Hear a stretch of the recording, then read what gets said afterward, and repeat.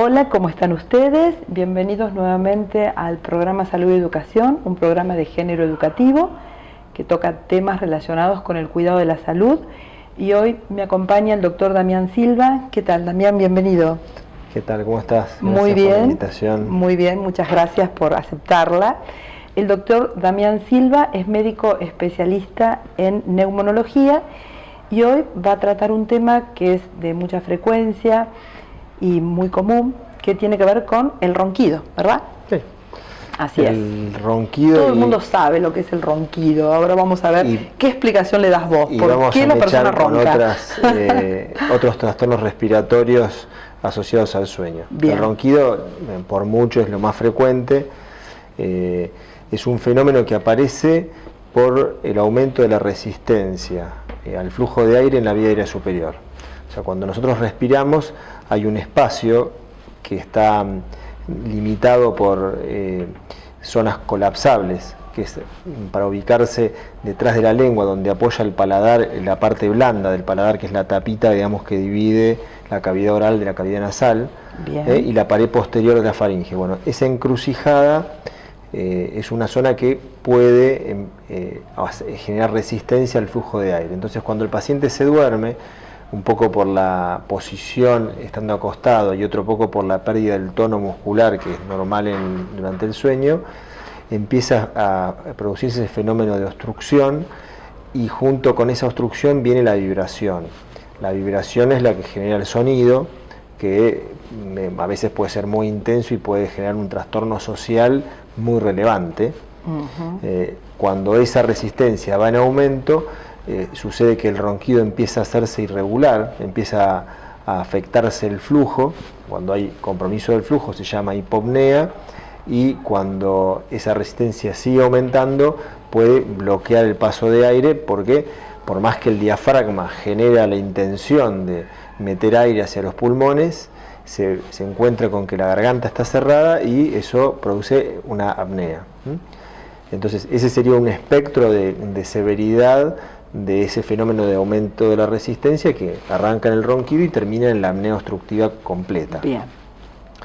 El ronquido es muy frecuente, vos lo anticipaste, afecta, se calcula cerca del 40% de los hombres de más de 40 años, y no en la misma magnitud, pero después de la menopausia las mujeres también tienen muchísima frecuencia.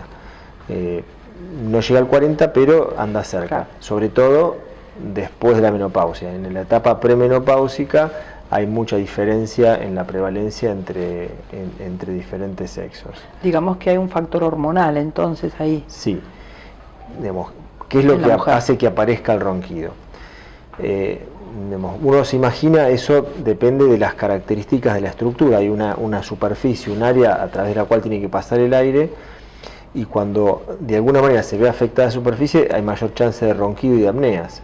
Eso depende entonces de cómo es la estructura de la vía aérea. Cuando la persona tiene, por ejemplo, la pera hacia atrás o chiquitita, deja poco lugar para la lengua y eso favorece la aparición de ronquido y apneas. Cuando la persona tiene un paladar anormal, extremadamente largo, también puede aparecer apneas. Y relacionado con lo que vos decías del factor hormonal, el factor hormonal tiene influencia a través del aumento de peso y la distribución de grasa en la mujer. Exactamente. Entonces, cuando en la menopausia cambia la distribución de grasa y hay mayor depósito visceral y en las zonas centrales del organismo, que la obesidad se asemeja, central. Exacto, se asemeja al hombre. Claro. Entonces, en esas circunstancias, yo siempre le digo a los pacientes que se imaginen que cuando el cuello crece hacia afuera, también crece hacia adentro. Claro. Entonces ese depósito, esa infiltración grasa que se produce entre los músculos va achicando el área de sección y aumenta la probabilidad de apneas. Entonces, ¿por qué se produce el ronquido y la apnea? Por fenómenos que son imposibles de controlar, como es las características de la estructura maxilofacial. Otros fenómenos más difíciles de controlar, como son los fenómenos hormonales fisiológicos, y por fenómenos sí controlables que siempre volvemos a lo mismo, tienen importancia por esto y por otros muchos fenómenos, que es el sobrepeso. Claro. O sea, lejos hay una correlación entre el sobrepeso y la probabilidad de ronquidos y apneas. Bien. Muchas veces nos preguntamos si el ronquido por sí mismo tiene importancia en la salud física o solamente genera un problema social y muchas veces afectivo.